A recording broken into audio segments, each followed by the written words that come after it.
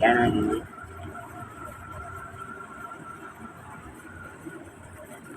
मेरी बच्ची 16 साल की उम्र है ते बचपन तो इन पोलियो हो गया है। साल उम्र है ते पोलियो की इन बच्ची बीमार है।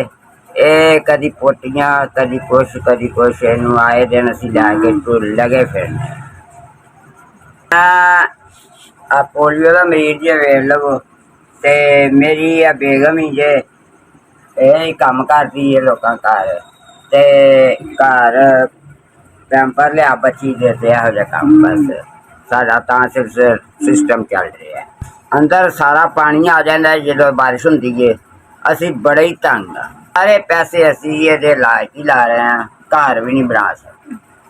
17 साल तो साडा इहो ही हाल जी, समझ लो 16-17 साल हो गया जी। जो कमाया ये लाया को है बच्ची मेरी जे, और मेरा कोई बच्चा नहीं जे, कोई सहारा नहीं जे, कोई मेरा हम साथी नहीं। असी अपने पैंपरां वास्ते एरिया दवाइयां वास्ते थोड़ी बड़ी मदद कर दे साडी। तुहानू खुश रखे।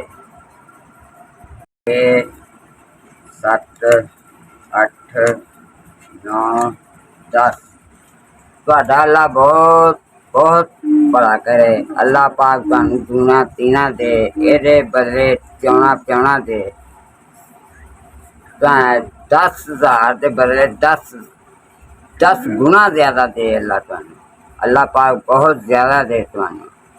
अल्लाह तुहानू खुश रखे, साडे काम आए जे। अल्लाह पाक फिर तुहानू किन्ना कु देगा, अल्लाह पाक देंदा ही रहे। 10,000 रुपया दिता, अल्लाह पाक तुहाडे बच्चों नू तंदुरुस्ती दे। अल्लाह पाक तुहानू इन्ना कु दे बेइंतहा। अल्लाह पाक तुहानू बहुत ज्यादा दे। मेरी बच्ची दे काम आए जे, बच्ची दे पैंपर लियावांगे। असी 100 काम सन जेहड़े रुके सन।